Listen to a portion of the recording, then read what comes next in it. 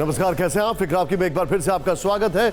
मैं हूं आपके साथ निशांत। शुरुआत करते हैं। सबसे पहले इस वक्त की बड़ी खबर यानी ब्रेकिंग न्यूज नंबर 1 आ रही है। पहली बड़ी खबर हमारे सामने, मध्य प्रदेश छत्तीसगढ़ में बीजेपी की पहली सूची जारी हो चुकी है। मध्य प्रदेश में 39 सीटों पर बीजेपी ने प्रत्याशी तय कर दिए हैं। छत्तीसगढ़ के लिए 21 उम्मीदवारों के नाम की लिस्ट जारी की गई है। दूसरी बड़ी खबर, कांग्रेस ने संगठन में बड़ा फेरबदल किया है। सुरजेवाला को मध्य प्रदेश का प्रभारी बना दिया गया है। मुकुल वासनिक गुजरात कांग्रेस के नए प्रभारी महासचिव, अजय राय यूपी कांग्रेस के नए अध्यक्ष बने। एक और बड़ी खबर आ रही है, कांग्रेस अध्यक्ष मल्लिकार्जुन खड़गे का बीजेपी पर हमला। बीजेपी विपक्षी नेताओं को जेल भेजना चाहती है, खड़गे ने कहा कि अगर कोई भाषण देता है तो उसके खिलाफ केस दर्ज हो जाता है। चौथी ब्रेकिंग न्यूज, बिट्टू बजरंगी को 14 दिन की न्यायिक हिरासत में भेज दिया गया है। नूह पुलिस के मुताबिक बजरंगी के पास से 8 तलवार बरामद हुई है। बिट्टू बजरंगी मंगलवार को फरीदाबाद से गिरफ्तार हुआ था। एक और बड़ी खबर जो आ रही है वो ये है, नूह हिंसा में महिला वकीलों ने सीजेआई को लेटर लिखा है। लेटर लिखकर हेट स्पीच पर रोक लगाने की मांग की है। समुदाय विशेष के बहिष्कार वाले वीडियो पर कार्रवाई की भी मांग की है। एक और बड़ी खबर आ रही है, जो जानकारी मिल रही है उसके मुताबिक मणिपुर हिंसा की जांच के लिए सीबीआई टीम तैयार है। सीबीआई के 53 अधिकारी जांच करेंगे। जांच टीम में 3 डीआईजी रैंक समेत 53 ऑफिसर होंगे नियुक्त। यह जानकारी आ रही है। चंद्रयान 3 के चांद पर उतरने का काउंटडाउन शुरू हो चुका है। आज प्रोपल्शन मॉड्यूल से अलग हुआ चंद्रयान 3 का लैंडर 23 अगस्त को चांद की सतह पर लैंड करेगा। बड़ी खबर, breaking news number 8, Delhi police महकमे में फर्जी ईमेल से हड़कंप। पुलिस दीक्षांत समारोह के नाम पर भेजा गया ईमेल। दिल्ली पुलिस ने साइबर सेल ने ईमेल की जांच शुरू कर दी है। एक और बड़ी खबर आ रही है, नागपुर एयरपोर्ट पर पायलट की मौत। बोर्डिंग गेट एरिया में पायलट की मौत हुई। विमान में चढ़ने से पहले बोर्डिंग गेट एरिया पर गिरा पायलट। इस सब के बीच में जो बड़ी खबरें आ रही हैं उसके बाद आज आपको बतानी जरूरी है कि आज की क्या क्या खबरें कर्टन रेजर में। पहली खबर, क्या हिंदुस्तान के मुसलमान भी कभी हिंदू थे? क्या हिंदू राष्ट्र के रास्ते पर गुलाम नबी आजाद? जानने की कोशिश करेंगे। एक और बड़ी खबर, राहुल गांधी को तुगलक अब पसंद नहीं आता। बंगला था प्यार तो अब क्यों कर लिया किनारा। तीसरी खबर, चुनाव के ऐलान नहीं, प्रत्याशी मैदान में। बीजेपी को जीत का भरोसा या हार का डर। चौथी खबर, अब विक्रम के हाथों में है चंद्रयान की कमान। काउंटडाउन शुरू हो चुका है। अगले 6 दिन क्या क्या होगा हम बताएंगे। और पांचवी खबर, पटना से लेकर कानपुर तक गदर फिल्म में पर क्यों मचा गदर, तस्वीरें दिखाएंगे। लेकिन सबसे पहले इस वक्त की बड़ी खबर आपको बताते हैं।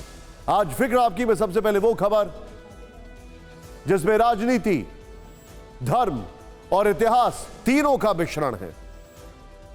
जम्मू कश्मीर के पूर्व मुख्यमंत्री और डेमोक्रेटिव प्रोग्रेसिव आजाद पार्टी के नेता गुलाम नबी आजाद ने कश्मीरी मुसलमानों को लेकर एक ऐसी बात कही जिस पर नेता, धर्मगुरु और इतिहासकार तीनों को बोलने का मौका मिल गया। गुलाम नबी आजाद ने 9 अगस्त को डोडा जिले के थाथरी में पब्लिक मीटिंग की थी। उन्होंने जो कहा उसे 5 वाक्यों में जान लीजिए। आजाद ने कहा, हिंदू धर्म इस्लाम से पुराना है। सभी मुसलमान पहले हिंदू थे। भारत में मुसलमान हिंदू कैसे धर्मांतरण करके बने। कश्मीर में सभी मुसलमान कश्मीरी पंडितों से धर्मांतरित हुए। कश्मीरी मुसलमानों का जन्म हिंदू धर्म में हुआ है। गुलाम नबी आजाद खुद कश्मीरी मुसलमान, पुराने नेता, इसीलिए बयान पर तुरंत राजनीति शुरू हो गई। मामला धर्म से जुड़ा, इसलिए धर्मगुरु भी अखाड़े में आ गए। समर्थन और विरोध में बयानबाजी होने लगी। कंट्रोवर्सी और पॉलिटिक्स जानने से पहले ध्यान से उनका बयान सुनिए। मैं पार्लियामेंट में बोला बहुत सारी चीजें जो यहां आपको नहीं पहुंचती। हमारे बीजेपी के किसी लीडर ने बताया कि भाई कोई बाहर से आए हैं, कोई अंदर से आए हैं। मैंने कहा देखो, अंदर बाहर से कोई नहीं आया। हमारे हिंदुस्तान में इस्लाम सिर्फ वैसे पूरा इस्लाम तो आया ही है 1500 साल पहले। हिंदू धर्म बहुत पुराना है। तो बाहर से आए होंगे 10-20, वो जब मुगलों के वक्त में उनकी फौज में थे। बाकी तो सब हिंदू से ही कन्वर्ट हुए हैं मुसलमान हिंदुस्तान में। और उसकी मिसाल हमारी कश्मीर में है। कश्मीर में कौन था 600 साल पहले मुसलमान? सब कश्मीरी पंडित थे, सब वही इस्लाम कर गए। बन गए। तो मैंने कहा सब इसी धर्म में पैदा हुए। सवाल यह है, इस बात का एहसास इनको अभी हुआ या बहुत पहले से था? और इस सवाल के बाद एक और सवाल है कि अगर पहले से था तो जब कांग्रेस में थे तो चुप क्यों थे? बहुत सारे सवाल हो गए ना, जवाब तो देना पड़ेगा इनको। आजाद ने कहा कि कश्मीरी मुसलमान पहले हिंदू थे। आप समझ सकते हैं ये बयान आज की राजनीति में कितना चुभने वाला होगा। तो इसके बाद राजनीति में उबाल आना लाजमी था। राजनीतिक बयानबाजी के एक वीडियो रील हमने तैयार की है, अब उसे देखिए और खबर का राजनीतिक पहलू जो पॉलिटिकल एनालिसिस है वो जरा देखिए।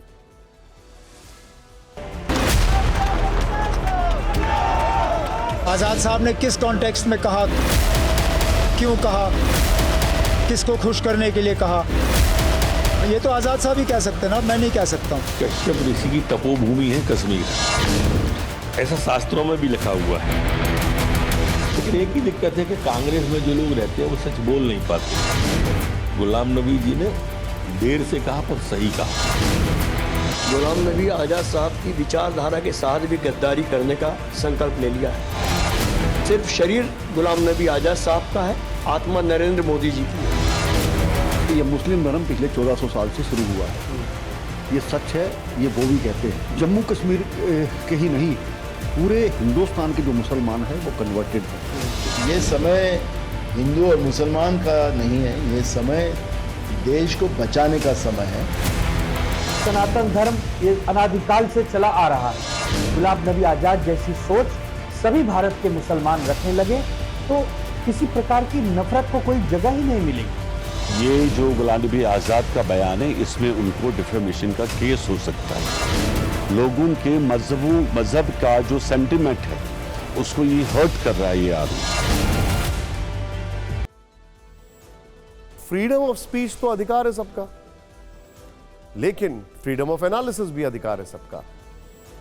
राजनीति और धर्म अपनी अपनी जगह, लेकिन गुलाम नबी आजाद जैसे पुराने और मंझे कश्मीरी नेता के बयान को सिर्फ सियासी बयान कहकर खारिज नहीं किया जा सकता है। आजाद ने अपनी बात कुछ ऐतिहासिक तथ्यों के साथ रखी, उनकी बातों को गौर से सुने तो उनका पहला तर्क क्या है? इस्लाम दुनिया में 1500 साल पहले आया, जबकि हिंदू धर्म इससे कहीं पुराना है। आजाद ने दूसरा तर्क दिया, भारत में मुसलमान मुगलों की फौज में आए, उनकी संख्या काफी कम थी। आजाद का तीसरा तर्क था, मुगलों के आने के बाद हिंदुओं ने कन्वर्ट होकर इस्लाम धर्म अपनाया। कश्मीर के संदर्भ में आजाद ने कहा, कश्मीर में 600 साल पहले सभी पंडित थे जो बाद में धर्म बदलकर मुसलमान बन गए।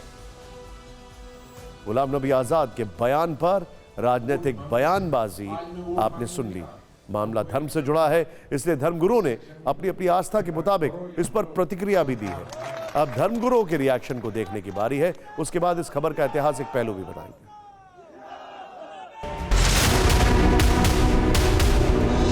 सियासी लोग, इनको दीन से कोई लेना देना होता नहीं है।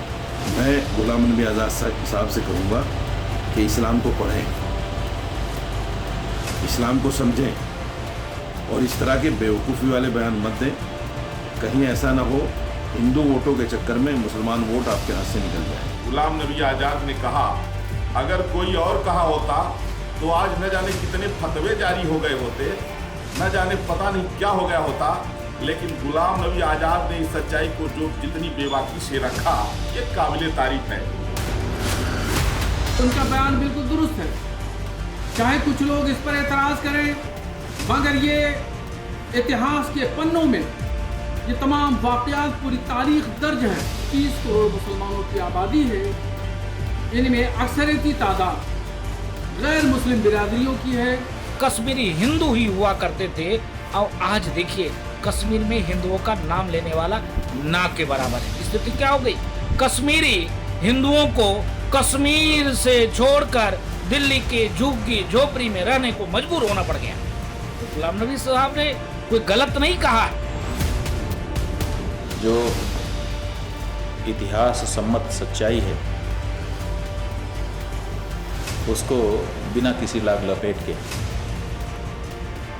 गुलाम नबी आजाद जी कहते दिखाई दे रहे हैं। इसके लिए भी साहस की आवश्यकता होती है, क्योंकि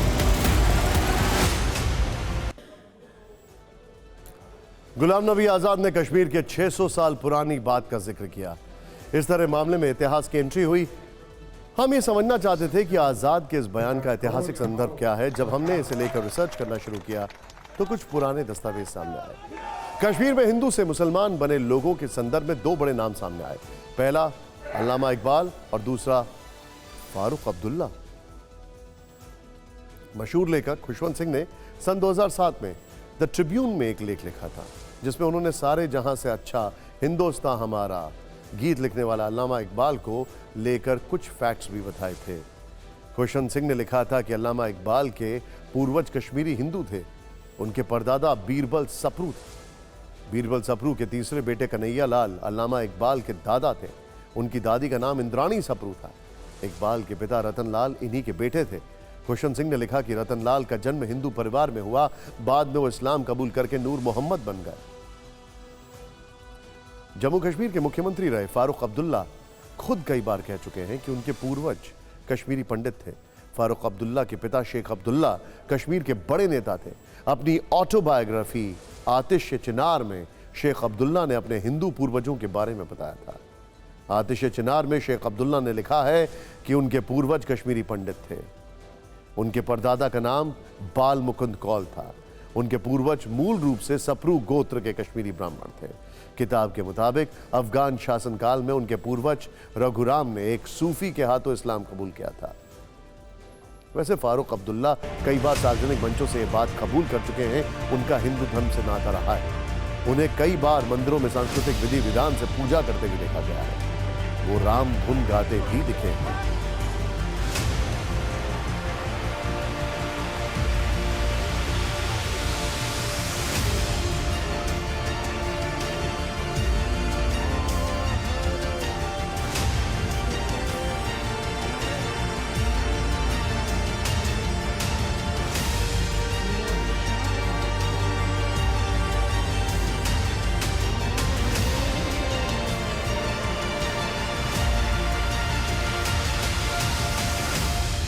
हमने इतिहास की किताबों के पन्ने भी पलटे तो हमें राइटर सुमंत बोस की किताब कश्मीर एट द क्रॉसरोड्स मिली।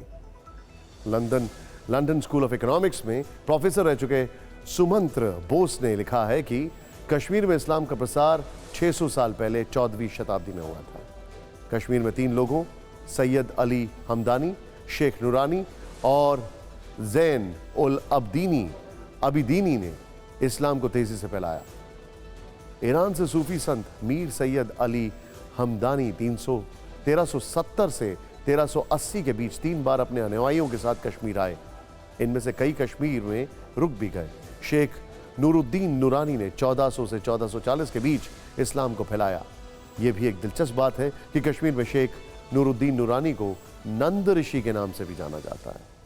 कश्मीर में इस्लाम का सबसे तेज प्रसार 15वीं शताब्दी में सुल्तान जैन अल अबिदीन के वक्त हुआ। जैन उल अबिदीन ने कश्मीर में 1423 से लेकर 1474 तक शासन किया। इस दौरान बड़ी संख्या में हिंदू अपना धर्म छोड़कर मुसलमान बन गए। इतिहास के पन्नों में छिपे इन तथ्यों को लेकर हमने कुछ इतिहासकारों से भी बातचीत की है। उन्होंने इसे लेकर क्या कहा है आप खुद देखिए। जो कहा वो बिल्कुल सही कहा।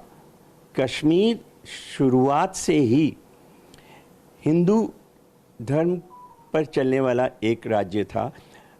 शुरुआत इसकी होती है ऋषि कश्यप के ज़माने से।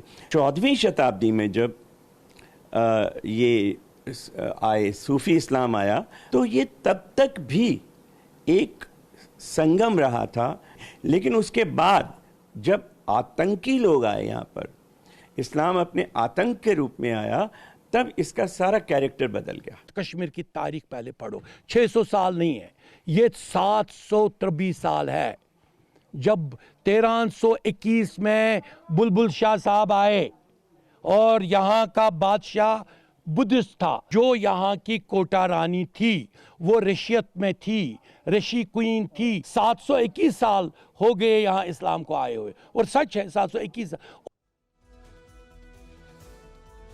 ऐतिहासिक तथ्य क्या है हमने आपको बताया, लेकिन सवाल यह है कि गुलाम नबी आजाद अचानक एक विवादित मुद्दे पर बात क्यों करने लग गए।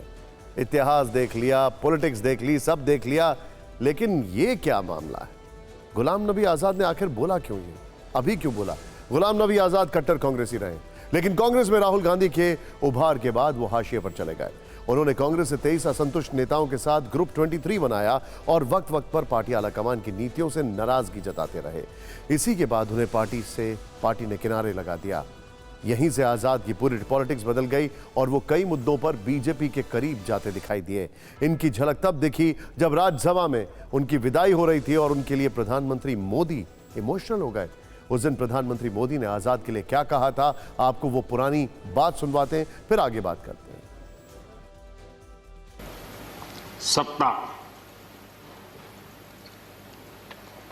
जीवन में आती रहती है, लेकिन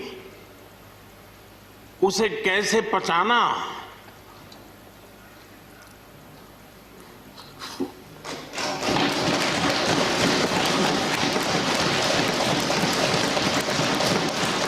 और मुझे पूरा विश्वास है कि उनकी सौम्यता, उनकी नम्रता, इस देश के लिए कुछ कर गुजरने की उनकी कामना, वो कभी उनको चैन से बैठने नहीं देगी। गुलाम नबी आजाद की अगर बात की जाए तो उनकी विदाई की तस्वीरें 2021 की हैं, लेकिन प्रधानमंत्री मोदी से उनका रिश्ता काफी पुराना है। जिस दिन आजाद की विदाई हुई, प्रधानमंत्री मोदी ने आजाद से जुड़ा एक और किस्सा सुनाया था। वो घटना मई 2006 की है। तब आजाद जम्मू कश्मीर के मुख्यमंत्री थे। गुजराती श्रद्धालुओं पर आतंकियों ने फायरिंग की। इस मामले को गुलाम नबी आजाद ने कैसे हैंडल किया, यह प्रधानमंत्री ने बताया था। जम्मू कश्मीर में जाने वाले टूरिस्ट में गुजरात बहुत बड़ा नंबर रहता है और टेररिस्टों ने पर हमला कर दिया। करीब 8 लोग शायद मारे गए। सबसे पहले गुलाम नबी जी का मुझे फोन आया। उनके आंसू रुक नहीं रहे थे। फोन पे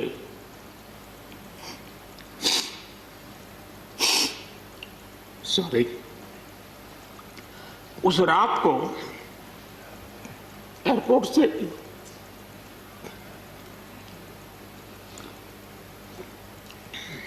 उन्होंने मुझे फोन किया और जैसे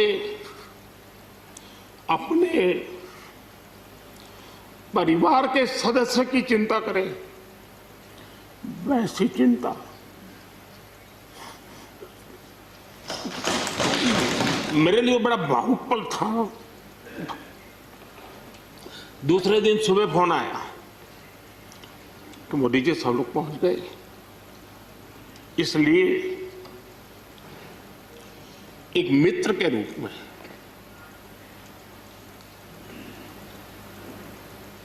गुलाम नबी जी को घटना और अनुभव के आधार पर मैं आदर करता हूं। गुलाम नबी आजाद राजनीति का बड़ा नाम है। वो जम्मू कश्मीर के मुख्यमंत्री रहे हैं। उन्होंने केंद्र सरकार में कई बड़े मंत्रालय संभाले, राज्यसभा में नेता विपक्ष रहे। एक वक्त में कांग्रेस में उनका रुतबा था। अब ऐसे नेता ने इस तरह का बयान क्यों दिया, यह सोचने वाली बात है। कांग्रेस छोड़ने के बाद आजाद ने पिछले साल सितंबर में डेमोक्रेटिक प्रोग्रेसिव आजाद पार्टी बनाई, लेकिन 1 साल से भी कम वक्त में पार्टी के करीब 100 बड़े नेता आजाद का साथ छोड़कर वापस कांग्रेस में लौट गए। इससे आजाद कमजोर जरूर हुए हैं। ऐसे में जम्मू कश्मीर की राजनीति को समझने वाले उनके बयान को लेकर अटकलें लगा रहे हैं कि आजाद बीजेपी के साथ जा सकते हैं। यह इसलिए भी कहा जा रहा है क्योंकि आजाद का यह बयान बीजेपी की राजनीति से मेल खाता है। राहुल गांधी 2 दिन के दौरे पर लेह लद्दाख पहुंच चुके हैं। मणिपुर की तरह यहां भी जनता से मुलाकात की तस्वीरें सामने आई हैं। राहुल का लद्दाख दौरा भी एक तरह से बीजेपी को सियासी चैलेंज माना जा रहा है। इसकी चर्चा आगे करेंगे क्योंकि यहां सवाल कुछ और भी है।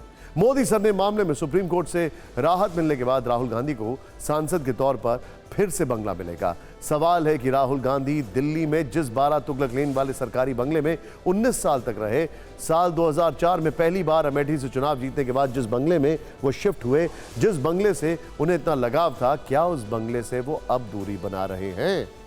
और अगर वहां नहीं जाना चाहते तो फिर उनका नया आशियाना कौन सा होगा? उस नए सरकारी बंगले का उनकी दादी इंदिरा गांधी से क्या कनेक्शन है, ये रिपोर्ट देखिए। मेरा घर पूरा हिंदुस्तान है। संसद सदस्यता बहाल होने के बाद राहुल गांधी से जब एक हफ्ते पहले ये सवाल हुआ कि क्या वो 12 तुगलक लेन वाले बंगले में शिफ्ट होंगे, तब उन्होंने जवाब दिया था कि उनका घर पूरा हिंदुस्तान है। लेकिन अब खबर है कि राहुल गांधी को नए घर की तलाश है और उनका नया आशियाना लुटियन जोन का 7 सफदरजंग लेन हो सकता है। 7 सफदरजंग लेन इसलिए चर्चा में है क्योंकि लोकसभा हाउसिंग कमेटी ने उन्हें 12 तुगलक लेन का पुराना बंगला देने की पेशकश की थी। राहुल को 8 दिन के अंदर 12 तुगलक लेन वाला बंगला लेने या न लेने पर तस्वीर साफ करने को कहा गया था। तब राहुल ने और विकल्प देने की मांग की थी, जिसके बाद उन्हें विकल्प के तौर पर 7 सफदरजंग लेन में मौजूद ये बंगला ऑफर किया गया था। एक बार छोड़ने के बाद राहुल गांधी 12 तुगलक लेन में दोबारा रहना नहीं चाहते, इसलिए वो विकल्प तलाश रहे थे। विकल्प के तौर पर उनको ये 7 सफदरजंग लेन का बंगला सुझाया गया। राहुल गांधी 2 बार इस बंगले को देखने आ चुके हैं। राहुल के अलावा सोनिया और प्रियंका 3 से 4 बार इस बंगले का मुआयना कर चुके हैं। बुधवार शाम 3:30 बजे पूरे परिवार ने आगे से लेकर पीछे तक, लॉन से लेकर कमरे तक और पीछे के गेट का मुआयना किया। यानी परिवार को और राहुल गांधी को ये बंगला पसंद आ रहा है।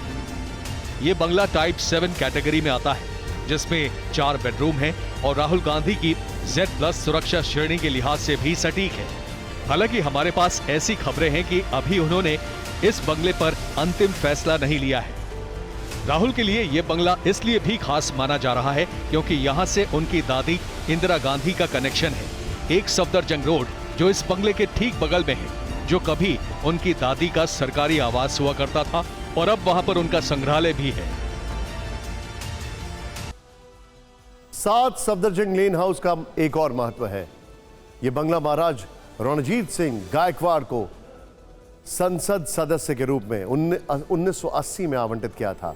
महाराजा रणजीत सिंह गायकवाड़ 27 नवंबर 1989 तक सांसद रहे। इसके बाद 27 दिसंबर 1989 को उनके घर का आवंटन रद्द कर दिया गया। इस बंगले में उसके बाद भी महाराजा रणजीत सिंह के कानूनी उत्तराधिकारी रहा करते थे। 2021 में महाराजा गायकवाड़ के उत्तराधिकारियों को बंगला खाली करने के लिए कहा गया, लेकिन वो बंगले में बने रहे, उन्होंने खाली नहीं किया। पिछले साल अक्टूबर में फिर से दिल्ली हाईकोर्ट ने महाराजा गायकवाड़ के उत्तराधिकारी को बंगला खाली करने का आदेश दिया और तब से बंगला खाली है। लेकिन यहाँ मुद्दा ये बंगला नहीं बल्कि 12 तुगलक लेन वाला पुराना बंगला है। राहुल गांधी यहाँ वापस क्यों नहीं जाना चाहते, वो नया बंगला क्यों नहीं चाहते हैं? तो इसके पीछे एक तर्क ये दिया जा रहा है कि 12 तुगलक लेन में राहुल गांधी का घर और दफ्तर दोनों था, लेकिन उनके यहाँ से जाने के बाद टेम्पररी कंस्ट्रक्शन जो है वो तोड़ दिया गया। अब राहुल गांधी जहाँ रहेंगे उन्हें नया अस्थायी निर्माण करना होगा। दावा किया जा रहा है कि यही कारण है कि राहुल गांधी अब नया बंगला तलाश रहे हैं, जहां वो अपने हिसाब से नया अस्थायी निर्माण करा पाए। लेकिन क्या बात सिर्फ इतनी भर है? कयासों भरी एक रिपोर्ट आपको जरूर देखनी चाहिए।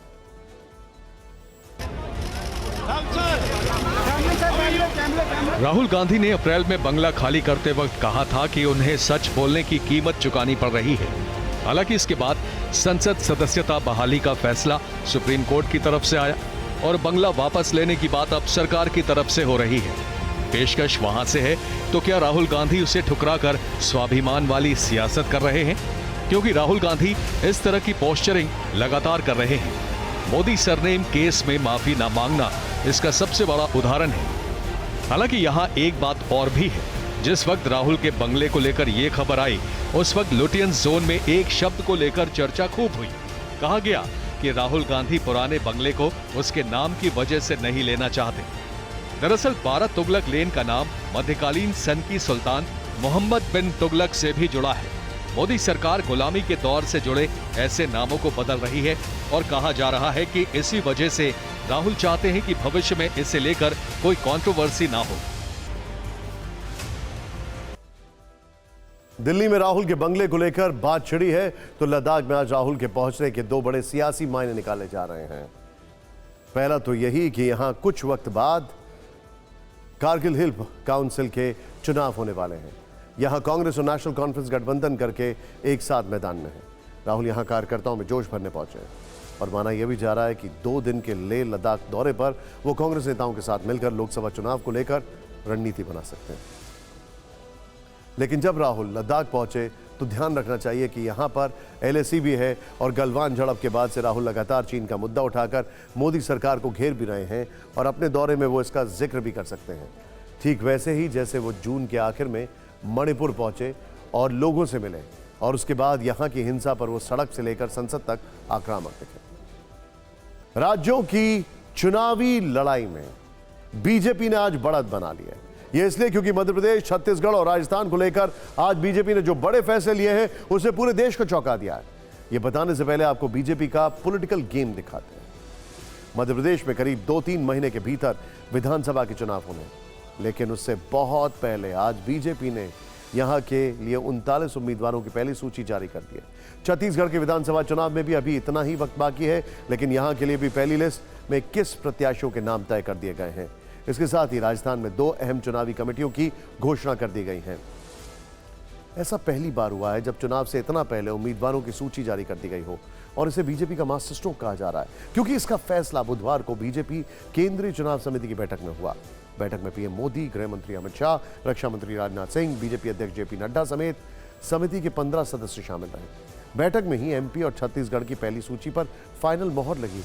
आप सोचिए कि नाम का ऐलान आज हुआ तो उसकी तैयारी कितनी पहले से की जा रही होगी। इस पर हम आगे आएंगे। उससे पहले छत्तीसगढ़ और मध्य प्रदेश के 60 प्रत्याशियों का गुणागणित समझ लीजिए। मध्य प्रदेश में बीजेपी ने 39 उम्मीदवारों की पहली सूची जारी की है। अब इसका सियासी गणित समझते हैं। मध्य प्रदेश में कुल 230 विधानसभा सीटें हैं। 39 सीटों पर आज उम्मीदवारों के नाम का ऐलान हुआ। वो सारी सीट बीजेपी 2018 में हार गई थी। 39 की पहली लिस्ट में 4 महिला, 8 SC, 13 ST उम्मीदवार हैं। सूची में 14 नाम ऐसे हैं जो पिछली बार चुनाव हार गए थे। इस बार भी उन्हें प्रत्याशी बनाया गया है। इन 39 सीटों पर हार को जीत में बदलने के लिए बीजेपी ने का गेम प्लान क्या है वो भी समझ लेते हैं। युवा चेहरों पर बीजेपी ने फोकस किया। 14 उम्मीदवारों की उम्र 50 से कम है। ये पहली बार है चुनाव लड़ेंगे। प्रत्याशियों की सूची चुनाव घोषणा से पहले की ताकि तैयारी का जो पूरा टाइम मिल सके। स्टार प्रचारक इन सीटों पर विशेष तौर पर उतारे जाएंगे। गृह मंत्री अमित शाह ने प्रदेश पदाधिकारियों को निर्देश दिए हैं कि किसी भी कीमत पर इस बार इन सीटों को जीतना है। यही वजह है कि चुनाव से बहुत पहले सूची जारी कर दी गई है। मध्य प्रदेश में बीजेपी की पहली सूची जारी होते ही सियासी बयानबाजी का दौर शुरू हो गया है। बीजेपी जीत का दावा कर रही है और कांग्रेस इसे जल्दबाजी बता रही है। प्रत्याशियों का चयन मध्य प्रदेश के अंदर हुआ है, जो आगामी आने वाले 2023 के चुनाव में विजय का परचम तो फहराएंगे ही। 2023 की विजय के साथ 2047 का माननीय प्रधानमंत्री जी का वो भारत जो दुनिया के अंदर सिरमौर बनकर के खड़ा होगा, इस संकल्प को पूरा करने में इन सारे लोगों की महत्वपूर्ण भूमिका होगी। भाजपा ने चुनाव को बहुत संजीदगी से लिया ही नहीं है, क्योंकि ये शायद बहुत कम देखने को मिला है। शायद मैं तो पहली बार देख रहा हूँ कि चुनाव की अधिसूचना जारी नहीं हुई, उन्होंने सूची जारी कर दी है। और इसमें भी कुछ नाम ऐसे हैं जो बेचारे खुशी भी नहीं मना पा रहे हैं। जो भाजपा की ये सूची आई है, ये या तो जल्दबाजी है या फिर कहीं ना कहीं इन्होंने, कहते ना, एक सिर्फ अंधेरे में तीर छोड़ा और कुछ नहीं। उम्मीद की छत्तीसगढ़ में बीजेपी पहली सूची में 21 उम्मीदवारों के नाम तय कर चुकी है। इस लिस्ट की बड़ी बात जान लीजिए। यहां भी उन सीटों का ऐलान किया गया है जहां बीजेपी 2018 में हार गई थी। पाटन सीट से सीएम भूपेश बघेल के खिलाफ बीजेपी के विजय सिंह बघेल उम्मीदवार होंगे। विजय सिंह बघेल दुर्ग से बीजेपी के सांसद हैं। विजय सिंह बघेल 2008 विधानसभा चुनाव में सीएम भूपेश बघेल को हरा चुके हैं। इसके अलावा छत्तीसगढ़ की पहली लिस्ट में 5 महिलाओं, 10 ST, 1 SC उम्मीदवार का नाम शामिल है। जिन 21 लोगों के नाम सूची में शामिल हैं, उनमें कोई भी विधायक नहीं है। यहां पर एक बात गौर करने वाली और है, वो ये है कि कर्नाटक चुनाव में जो हार हुई, बीजेपी उससे काफी कुछ सीख रही है और इसीलिए एक कोशिश है कि जो प्रत्याशी हैं उनके नामों का ऐलान जल्द से जल्द किया जाए, जिससे कि उनको समय मिले अपनी सीट पर तैयारी करने का। अब इन सीटों को जीतने के लिए बीजेपी की स्ट्रैटेजी क्या है वो भी जान लीजिए। सामान्य सीट से भी आदिवासी प्रत्याशी को टिकट दिया गया है। 21 सीटों पर जातिगत समीकरणों का पूरा ध्यान रखा गया है। रामानुजगंज में से राम विचार नेताम के तौर पर बड़े चेहरे उतारे गए। स्थानीय नेताओं से चर्चा के बाद नाम फाइनल किए गए। बुधवार को सीईसी की बैठक हुई। गुरुवार को मध्य प्रदेश छत्तीसगढ़ चुनाव की पहली सूची जारी हो गई। इसके लिए बैठक में बाकायदा पूरा होमवर्क किया गया। एक एक सीट पर मंथन हुआ। सीटों को अलग अलग कैटेगरी में बांटकर हार जीत के समीकरण देखे गए। सीईसी मीटिंग की इनसाइड स्टोरी क्या है, आप इस रिपोर्ट में देखें।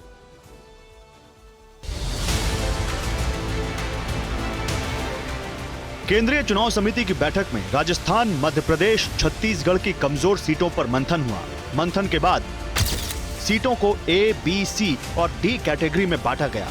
ए और बी कैटेगरी में उन सीटों को रखा गया जिन पर जीत की संभावना है या बीजेपी मजबूत लड़ाई में है। सी कैटेगरी में वो सीटें शामिल हैं जहां कम बार या कम मार्जिन से बीजेपी जीती। डी कैटेगरी में वैसी सीटें रहीं जहां कभी जीत नहीं हुई। इसके बाद इन सीटों पर उम्मीदवारों के नाम की चर्चा की गई।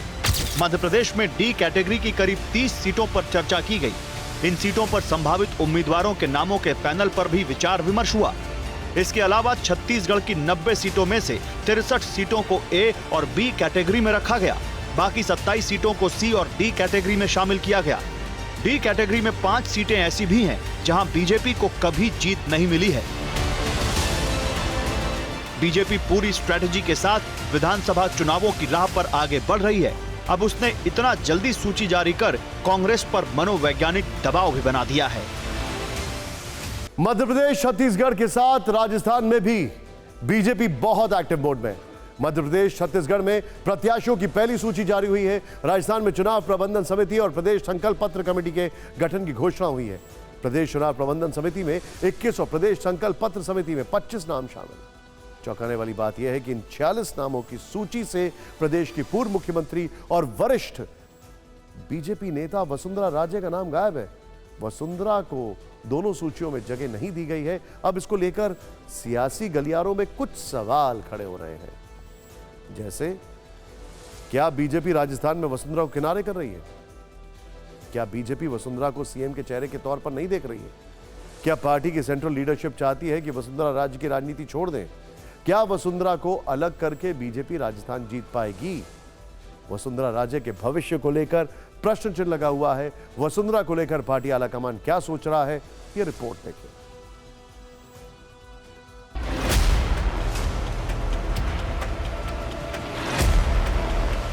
15 अगस्त के मौके पर वसुंधरा राजे दिल्ली के बीजेपी मुख्यालय में दिखी।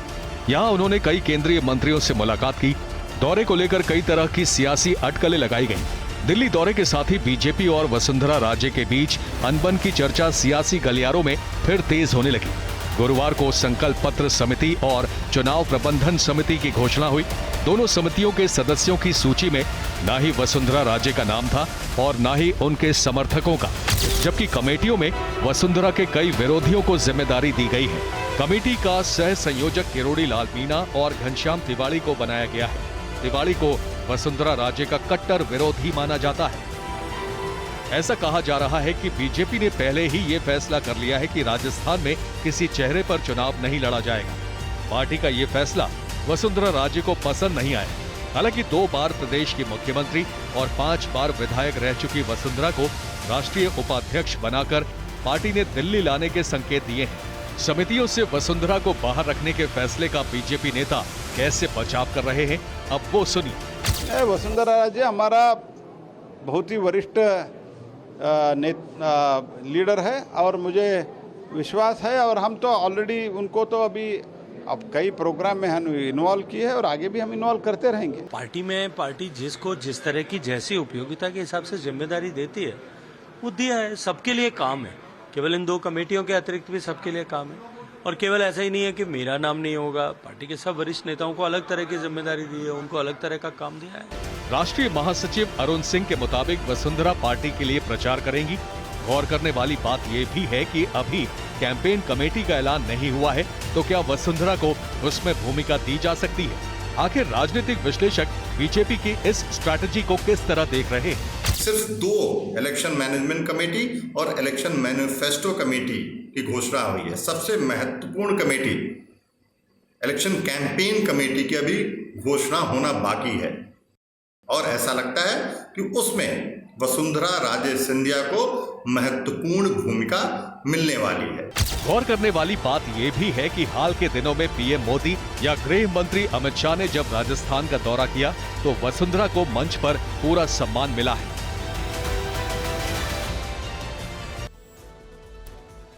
वसुंधरा के सितारे कितने बुलंद हैं ये पता लग जाएगा बस कुछ ही दिनों के अंदर।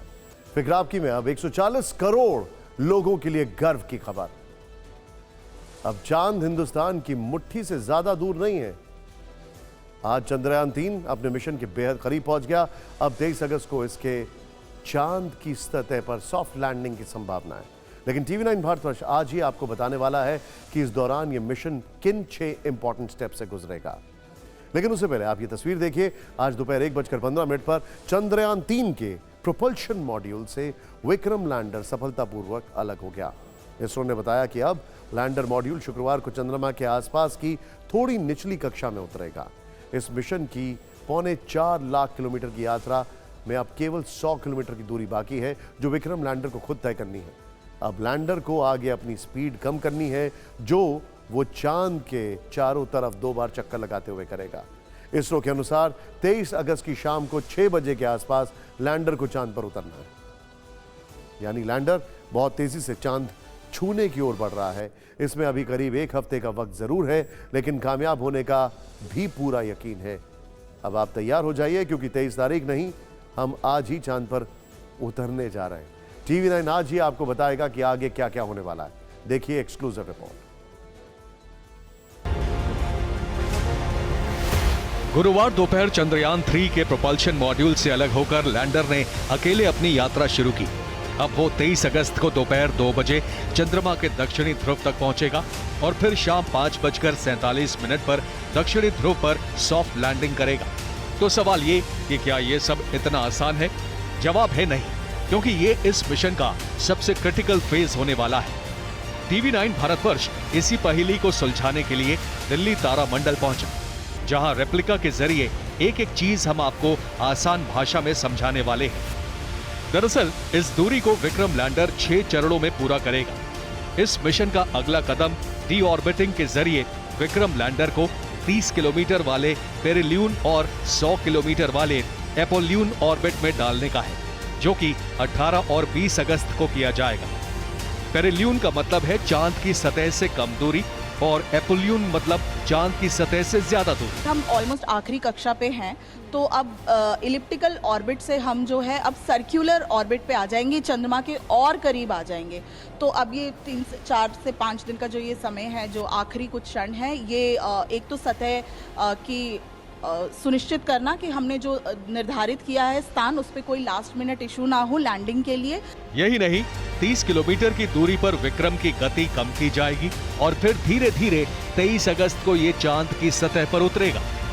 सॉफ्ट लैंडिंग की जब हम बात करते हैं तो ये एक बहुत ही इंपॉर्टेंट विषय है। सॉफ्ट लैंडिंग मतलब सेफ लैंडिंग। इतनी स्पीड से आने के बाद ब्रेक लेना और रुकना एक बहुत ही क्रिटिकल सवाल है। तो विक्रम एक बारी सतह पे जब लैंड हो जाएगा, सुनिश्चित कर लेगा अच्छे से, सेफली लैंड होने के बाद जो है प्रज्ञान रोवर इसके रैंप में से बाहर आएगा और फिर चलकर पूरे 14 दिन का ये प्रोसेस रहेगा, क्योंकि चंद्रमा का जो एक दिन होता है वो हमारी अर्थ के 14 डेज के बराबर होता है। बात सिर्फ सेफ लैंडिंग तक ही नहीं है, बल्कि उसके बाद जब विक्रम लैंडर से प्रज्ञान रोवर जानकारी जुटाने के लिए बाहर आएगा, तो उस वक्त सूर्योदय का होना भी जरूरी है, क्योंकि रोवर में सोलर पैनल लगे हैं जो डेटा जुटाने में उसकी मदद करेंगे। चंद्रमा पे ये जो मिशन है, ये इस तरह से प्लान किया गया है कि उस समय वहाँ पर सूर्य उदय का समय हो, ताकि हमारे सोलर पैनल्स जो है वो काम कर सके। पैनल्स इसमें लगे हुए हैं और क्योंकि उस समय वहाँ पर सूर्योदय का समय होगा, तो 14 दिन वहाँ पर सुबह रहती है और 14 दिन रात रहती है। तो हमें उस 14 दिन का इस्तेमाल जो है ऑप्टिमम यूज करना है, ताकि जब तक हमारे सोलर पैनल्स काम कर रहे हैं हम maximum data, maximum information collect कर सकें। अब आप ये भी समझ लीजिए कि जब प्रज्ञान रोवर चांद की सतह पर एक्शन में आएगा तो क्या क्या जानकारियां हासिल करेगा। वो बताएगा कि वहाँ वायुमंडल कैसा है, भूकंप या टाइड की क्या स्थिति है और किस तरह की गैस और खनिज मौजूद है। टीवी 9 को दिल्ली तारामंडल की प्रोग्राम मैनेजर ने यह भी बताया कि इस मिशन के 3 अहम कंपोनेंट हैं। पहला प्रोपल्शन मॉड्यूल, दूसरा विक्रम लैंडर और तीसरा प्रज्ञान रोवर। अब जो सूचना प्रज्ञान कलेक्ट करेगा वो लैंडर तक पहुंचाएगा, फिर लैंडर प्रोपल्शन तक और वहां से ये डेटा इसरो तक आएगा। 14 जुलाई को चंद्रयान 3 अपने मिशन पर निकला था। करीब 40 दिन बाद वो ऐतिहासिक पल आने वाला है जब हिंदुस्तान और हिंदुस्तान के लोग इस कामयाबी के गवाह बनेंगे। और पिछले 48 घंटे में आपने शिमला की तबाही के कई वीडियोस देखे होंगे। बिल्कुल यही वीडियो जो आप अभी देख रहे हैं, इन्हें देखकर आप कुछ पलों के लिए चौंक जाएंगे। इस वीडियो को देखकर आपको मलाल हो और अफसोस भी होगा, लेकिन यकीन मानिए इन तस्वीरों को आप चंद मिनटों में ही भूल गए होंगे। आपने ये नहीं सोचा होगा कि शिमला में ये क्यों हो रहा है, कौन जिम्मेदार है और ये विनाश आगे और कितना भयानक हो सकता है, क्योंकि हिमाचल की राजधानी शिमला में तबाही का सिलसिला थमा नहीं है, अभी भी जारी है। शिमला की 6 कॉलोनियों पर डायरेक्ट आफत है। 2 दिन में 60 घर खाली करवाए गए। 150 से ज्यादा परिवार दूसरी जगह शिफ्ट हुए हैं। कृष्णा नगर, समर हिल, हिमलैंड और बैनमोर से शिफ्टिंग हुई है। स्पोर्ट्स निदेशालय के भवन की जमीन धंस गई है। जाखू में हाउसिंग बोर्ड कॉलोनी के पीछे पहाड़ी में दरार पड़ गई है। इससे 1 से 2 फीट का गैप आ गया है। मॉल रोड पर बनी स्टेट लाइब्रेरी भी अपनी पोजीशन बदल चुकी है। शिमला से आ रही है खबर डराने वाली है। लोगों के घरों पर पेड़ और पहाड़ का खतरा बनकर मंडरा रहा है। यह खतरा शिमला के अस्तित्व के लिए चुनौती है। शिमला टाइम बम बन गया है जिसमें कभी भी कुछ भी हो सकता है। लेकिन सवाल वही है कि शिमला धंस रहा है तो जिम्मेदार कौन है। इस पर हिमाचल के मुख्यमंत्री सुखविंदर सिंह सुक्खू का एक बयान आया। हालांकि उन्होंने बयान अंग्रेजी अखबार को दिया है, लेकिन आज इसे आपको देखना चाहिए। आजकल जो मकान गिर रहे हैं वो स्ट्रक्चरल इंजीनियरिंग के मानकों से नहीं गुजरे हैं। प्रवासी आर्किटेक्ट, जिन्हें मैं बिहारी आर्किटेक्ट कहता हूं, यहां आते हैं और फ्लोर पर फ्लोर बनाते हैं। हमारे पास स्थानीय राजमिस्त्री नहीं है। अपने इंटरव्यू में सीएम सुक्खू के विनाश के लिए बिहारी आर्किटेक्ट को जिम्मेदार ठहराया। लेकिन जब इस बयान पर विवाद बढ़ा तो उन्होंने सफाई दी। क्या कहा वो भी देखिए। कुछ सोशल मीडिया में कुछ तत्व वायरल मैसेज चला रहे हैं कि मुख्यमंत्री कह रहे हैं बिहारी लोग इसके लिए जिम्मेदार हैं। नहीं, ऐसा मैंने तो ये मुझे तो पता ही नहीं है कि मैंने तो कभी बोला ही नहीं। हमने तो कल बेचारे बिहार के लोग फंसे हुए थे, मैंने तो हेलीकॉप्टर से इवैक्यूएट करवाए उनको। बेचारे अभी उनके और भी फंसे, 200 लोगों को करवाया। वो हमारे भाई है। ये तो हमारी अपनी गलती है, स्ट्रक्चर इंजीनियरिंग की गलती है कि जब हम नक्शा बनाते तो वो तो बेचारे मजदूर क्लास है, उन्होंने क्या करना। लेकिन सवाल इतना भर नहीं है। सीएम पहले कुछ कहते हैं और बाद में सफाई देते हैं। लेकिन सीएम सुक्खू इस बात का जवाब देंगे कि 90% से अधिक मकान 45 से 60 डिग्री की ढलान वाली पहाड़ियों पर क्यों बने, जबकि एनजीटी की तरफ से 45 डिग्री से अधिक ढलान पर निर्माण कार्य की मनाही है। कई इलाकों में मकान 70 से 75 डिग्री की ढलान पर क्यों बने। क्या सीएम इस बात का जवाब देंगे कि 70% से अधिक ढलान वाले इलाकों में मकान बनाने की इजाजत क्यों दी गई। क्या सीएम जवाब देंगे कि जिस शिमला को अंग्रेजों ने 30,000 की आबादी के लिए बसाया, वहां 2,30,000 मकान क्यों बने और इन सभी निर्माण की इजाजत किसने दी। शायद सीएम सुक्खू इस बात का जवाब फिलहाल ना दें, लेकिन जहां कुदरत कहर ढा रही है और इसका सबसे बड़ा शिकार शिमला बना है, वहां की तस्वीरें सबूत हैं। विकास की अंधी दौड़ में सरकार और प्रशासन ने पहले से ही आंखें बंद कर रखी हैं। हालांकि सीएम साहब ये भी कह सकते हैं कि मैं तो अभी आया हूं। फिर इनसे सवाल ये पूछा जाना चाहिए, आप सीएम अभी बने हैं, नेता तो पहले से हैं, कितना विरोध किया था। गदर 2 पर गदर, ये देखिए जरा।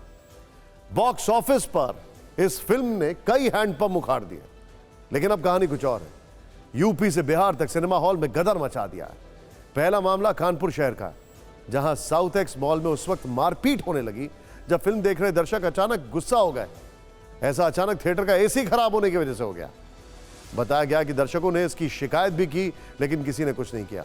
तब वो भड़क गए। तो वहीं बिहार की राजधानी पटना में एक सिनेमा हॉल पर बम से हमला कर दिया गया, जिससे वहां हड़कंप मच गया। पहले आप कानपुर की मारपीट देखिए।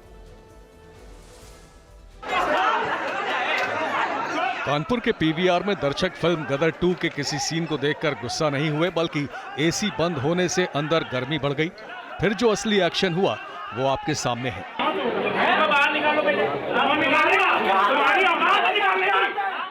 दर्शक अचानक नाराज नहीं हुए, बल्कि एसी फेल होने पर उन्होंने थिएटर वालों से इसकी कंप्लेन की। जब कुछ नहीं हुआ तो उन्होंने अपने पैसे वापस मांगे। इसी पर पुलिस के सामने पहले तू मैं शुरू हुई। लोग हंगामा करने लगे तो आरोप है कि पहले बाउंसरों ने उनको पीटा। बाउंसरों के इस रवैये के बाद फिल्म देखने आए दर्शकों का हंगामा पड़ गया और वो उनसे जा भिड़े। पुलिस के सामने ही थप्पड़ और लात घूंसे बरसने लगे। खबर मिलने पर भारी तादाद में पुलिस मामले को संभालने पहुंची तो उनके सामने भी बहस शुरू हो गई।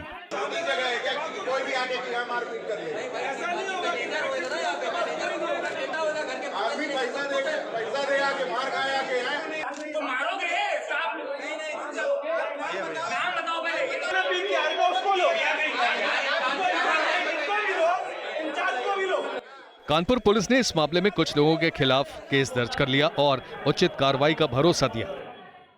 अब देखते हैं टॉप 9। राष्ट्रपति मुर्मू ने कोलकाता में वॉरशिप आईएनएस विंध्यगिरी को लॉन्च किया। वॉरशिप लेटेस्ट रेडार सिस्टम और एंटी सबमरीन सिस्टम से लैस, इस पर ब्रह्मोस भी तैनात हो सकेगी। मुख्यमंत्री शिवराज ने रिलीज किया मध्य प्रदेश का एंथम सॉन्ग। मंत्री विधायकों समेत सभी बड़े बीजेपी नेताओं ने सोशल मीडिया पर पोस्ट किया। नेहरू मेमोरियल का नाम बदलने पर सियासत तेज। राहुल गांधी बोले उनकी पहचान उनके कर्म है, नाम नहीं। बीजेपी ने कहा हम सभी पूर्व पीएम को सम्मान दे रहे हैं। कांग्रेस अध्यक्ष खड़गे का पीएम मोदी पर हमला। कहा मोदी जी कहते हैं कि कांग्रेस ने 70 सालों में क्या किया, हमने लोकतंत्र और संविधान को बचाकर रखा। नूह हिंसा पर 101 महिला वकीलों का सीजीआई को लेटर। लिखा सोशल मीडिया पर चल रहे मुस्लिमों के बॉयकॉट का वीडियो, कार्रवाई करने की मांग की। दिल्ली विधानसभा में सीएम केजरीवाल ने मोदी सरकार को घेरा। चीन, अडानी और विजय माल्या को लेकर पूछा सवाल। पीएम कुछ बोलते क्यों नहीं है, कहा। दिल्ली विधानसभा में सीएम ऑफिस के बाहर धरना। बीजेपी विधायकों ने केजरीवाल के खिलाफ किया प्रदर्शन। हाथों में तख्ती लेकर भ्रष्टाचार के आरोप लगाए। भोपाल में एनएसयूआई कार्यकर्ताओं ने सरकार के खिलाफ किया प्रदर्शन। कार्यकर्ता और पुलिस के बीच हुई झड़प। प्रियंका गांधी पर केस दर्ज होने से नाराज थे। पंजाब के 8 जिलों में बाढ़ का कहर। भाखड़ा डैम के फ्लड गेट खोलने से सतलुज नदी का जलस्तर बढ़ा। सीएम भगवंत मान बोले तेलंगाना की तरह चेक डैम बनाएंगे।